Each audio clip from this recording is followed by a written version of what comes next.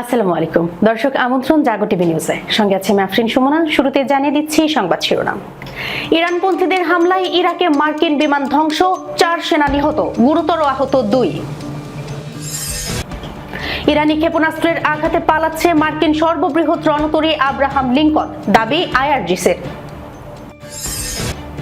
আবারও মধ্যপ্রাচ্য জুড়ে ইরানের তীব্র হামলা, লক্ষ্যবস্তু দুবাই, সৌদি আরব ও কাতার। ইরানের ক্রমবর্ধমান শক্তির নেপথ্যে পুতিনের অদৃশ্য হাত, যুক্তরাজ্যের প্রতিরক্ষা মন্ত্রী। সাইরেনের আতঙ্কে আশ্রয় কেন্দ্র আর ঘরে ছুটোছুটি করে কাটছে ইসরায়েলিদের দিন। ইরান যুদ্ধের এই কয়দিনেই কয়েক বছরের সমরাস্ত্র শেষ করেছে যুক্তরাষ্ট্র, রিপোর্ট। ইরানের হামলায় আরব দেশগুলোর ঘাঁটি ছেড়ে কোথায় লুকাচ্ছে হাজার হাজার মার্কিন সেনা। ইরান ইস্যুতে জাতিসংঘে মুখোমুখি যুক্তরাষ্ট্র, চীন, রাশিয়া। দর্শক, শিরোনাম শুনছিলেন, এবার জানিয়ে দিচ্ছি বিস্তারিত।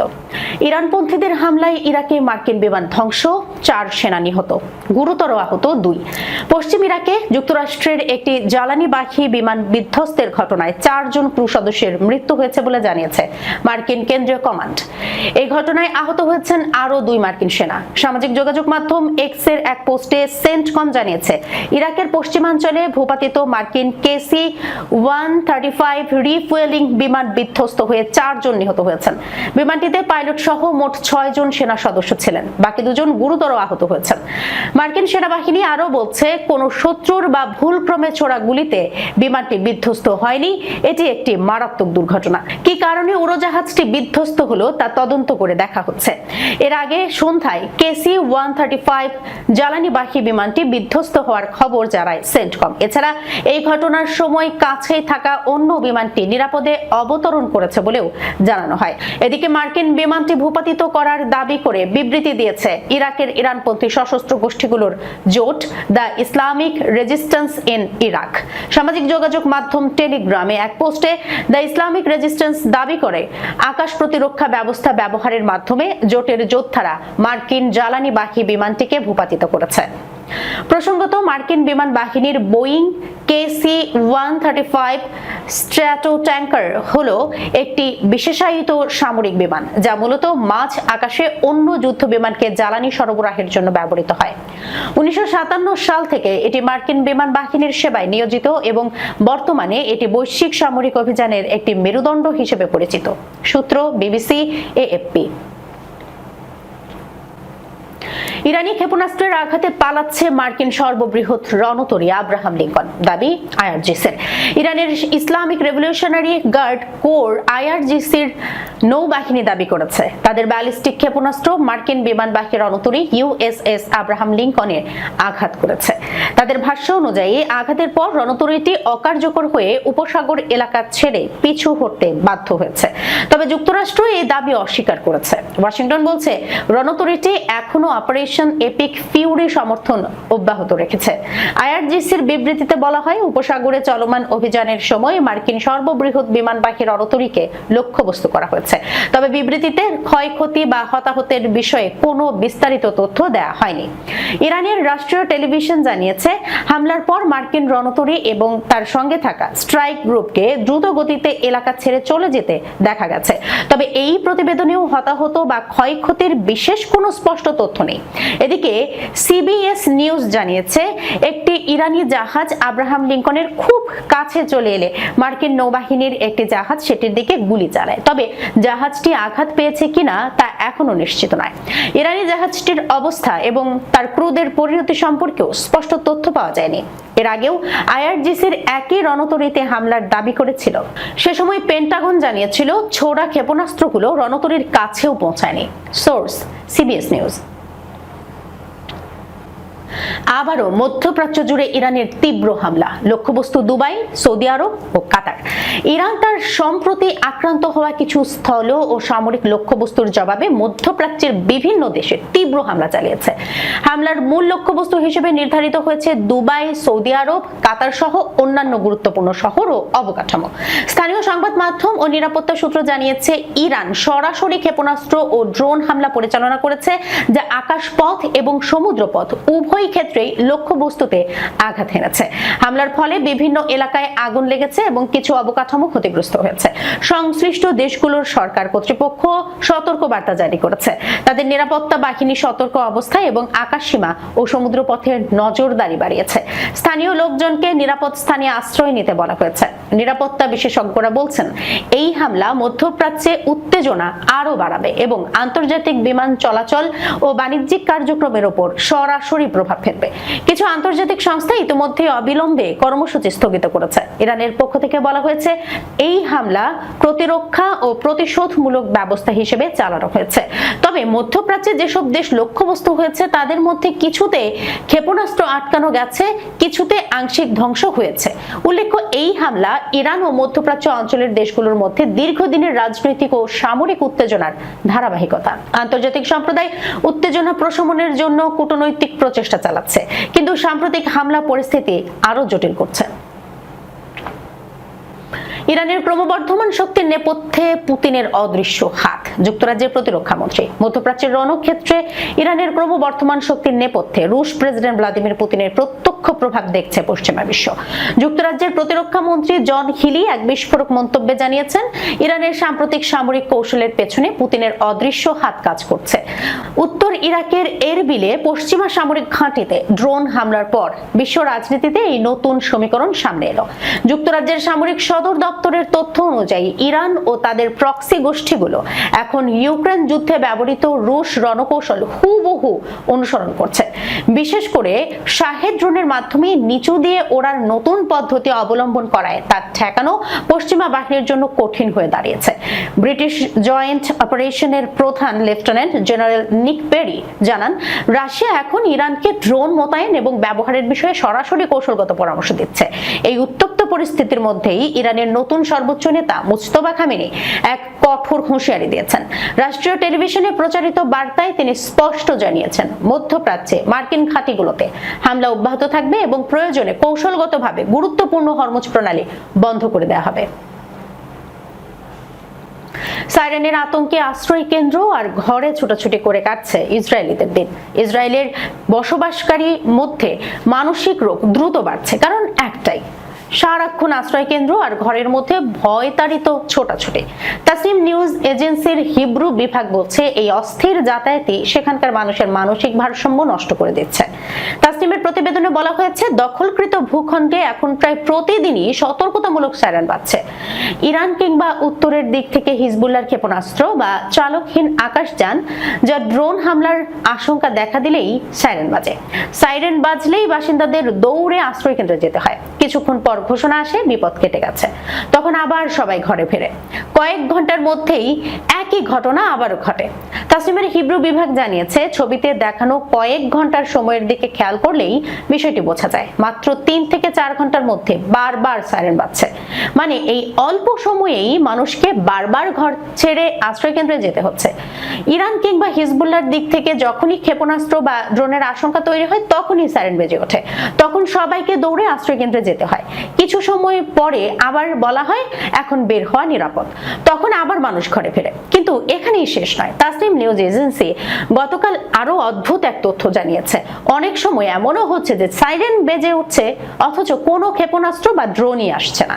আবার উল্টো ঘটনাও ঘটছে, কোনো সময় ক্ষেপণাস্ত্র বা ড্রোন দখলকৃত ভূখণ্ডের দিকে ছোড়া হচ্ছে কিন্তু সাইরেনই বাজছে না। এই বিশৃঙ্খল পরিস্থিতি এখন ইসরায়েলিদের জন্য এক ভয়াবহ মানসিক চাপ হয়ে দাঁড়িয়েছে। তাসনিমের ভাষ্য অনুযায়ী ইরানের বিরুদ্ধে শুরু হওয়া চাপিয়ে দেওয়া যুদ্ধ, যাকে তারা রমজান যুদ্ধ বলছে, তার শুরু থেকেই জায়নিস্টদের মধ্যে মানসিক রোগ দ্রুত বাড়ছে।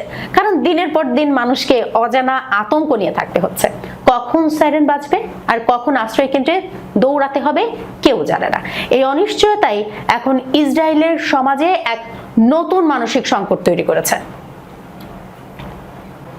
প্রেসিডেন্ট ডোনাল্ড ট্রাম্পের নেতৃত্বাধীন মার্কিন প্রশাসন ইরানের বিরুদ্ধে শুরু করা যুদ্ধে মাত্র কয়েকদিনেই কয়েক বছরের সমপরিমাণ গুরুত্বপূর্ণ যুদ্ধাস্ত্র ব্যবহার করে ফেলেছে বলে একটি চাঞ্চল্যকর প্রতিবেদন প্রকাশিত হয়েছে।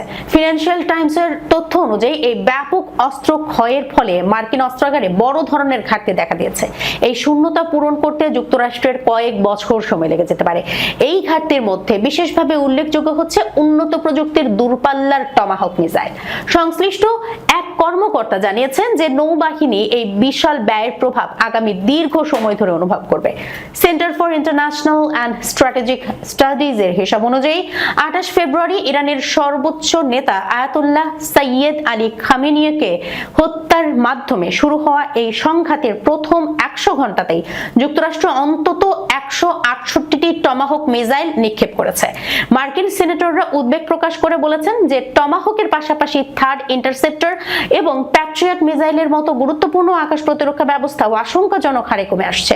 ইরানের ড্রোন ও মিসাইল হামলা থেকে মধ্যপ্রাচ্যের মার্কিন স্বার্থ রক্ষায় এসব অস্ত্রের প্রয়োজনীয়তা অপরিসীম, অথচ গত 5 বছরে পেন্টাগন যে পরিমাণ টমাহক ক্রয় করেছে সাম্প্রতিক দিনগুলোতে তার চেয়েও বেশি ব্যবহৃত হয়েছে। সিনেট ফিনান্সিয়াল সার্ভিস কমিটির শীর্ষ ডেমোক্র্যাট সদস্য রন ওয়াইডেন জানিয়েছেন যে এই যুদ্ধ এখন এক জ্যোতির্বৈজ্ঞানিক ব্যয়ের খাতে পরিণত হয়েছে, যার পরিমাণ প্রতি মুহূর্তে বাড়ছে। প্রতিটি টমাহক মিসাইলের মূল্য প্রায় $36 লক্ষ। সূত্র প্রেস টিভি। ইরানের হামলায় আরব দেশগুলোর ঘাঁটি ছেড়ে কোথায় লুকাচ্ছে হাজার হাজার মার্কিন সেনা? কাতার, কুয়েত, বাহরাইন, সৌদি আরব সহ মধ্যপ্রাচ্যের বিভিন্ন দেশে অবস্থানরত যুক্তরাষ্ট্রের সেনা ও কর্মকর্তাদের লক্ষ্য করে ইরানের হামলা চলছে। এই পরিস্থিতিতে যুক্তরাষ্ট্র অনেক সামরিক ঘাঁটি খালি করে কৌশলগত অবস্থান নিয়েছে। এর ফলে মার্কিন সেনাদের জন্য আবাসন সংকট দেখা দিয়েছে। পরিস্থিতি সামাল দিতে মধ্যপ্রাচ্যের বিভিন্ন এলাকায় হোটেল ও ব্যক্তিগত বাসাবাড়িতে আশ্রয় নিয়ে আত্মগোপনে থাকছেন তারা। ইরানের আধা সরকারি সংবাদ সংস্থা তাসনিম নিউজের বরাতে মিডল ইস্ট আই জানিয়েছে, আবাসিক এলাকায় অবস্থান নেওয়া মার্কিন সেনাদের তথ্য জানাতে মধ্যপ্রাচ্যের জনগণের প্রতি আহ্বান জানিয়েছে ইসলামী বিপ্লবী গার্ড বাহিনী আইআরজিসির গোয়েন্দা শাখা। আইআরজিসির এক বিবৃতিতে বলা হয়, হাজার হাজার মার্কিন সেনা হোটেল ও ব্যক্তিগত আবাসনে অবস্থান করছে। ওয়াশিংটন তাদের আরব ভাইদের মানব ঢাল হিসেবে ব্যবহার করার চেষ্টা করছে বলেও দাবি করা হয়। বিবৃতিতে আরো বলা হয়, আমেরিকানদের শনাক্ত করতে বাধ্য হচ্ছে তারা, তাই হোটেলগুলোতে তাদের আশ্রয় না দেয়া এবং তাদের অবস্থান থেকে অন্যদের দূরে রাখার আহ্বান জানানো হয়েছে। আত্মগোপনে থাকা মার্কিন সেনাদের অবস্থান জানাতে জনগণকে টেলিগ্রামের মাধ্যমে তথ্য পাঠানোর আহ্বানও জানানো হয়। এদিকে ইরাকের কুর্দিস্তান অঞ্চলে হামলায় ফ্রান্সের একজন সেনা নিহত হয়েছেন এবং আরো কয়েকজন আহত হয়েছেন। আহতদের মধ্যে কয়েকজনের অবস্থা গুরুতর বলে জানা গেছে। ফ্রান্সের প্রেসিডেন্ট ইমানুয়েল ম্যাক্রন এই তথ্য নিশ্চিত করে বলেন, ইরবিল অঞ্চলে ফরাসি বাহিনীর উপর হামলা অগ্রহণযোগ্য। এই বিষয়ে প্রয়োজনীয় ব্যবস্থা নেওয়া হচ্ছে বলেও তিনি সতর্কবার্তা দিয়েছেন। এর আগে ফ্রান্সের সেনাবাহিনী জানিয়েছিল, ওই অঞ্চলে ইরাকি অংশীদারদের সঙ্গে সন্ত্রাস বিরোধী প্রশিক্ষণে থাকা 6 ফরাসি সেনা ড্রোন হামলায় আহত হয়েছেন। Source middle East Eye, Tasnim news.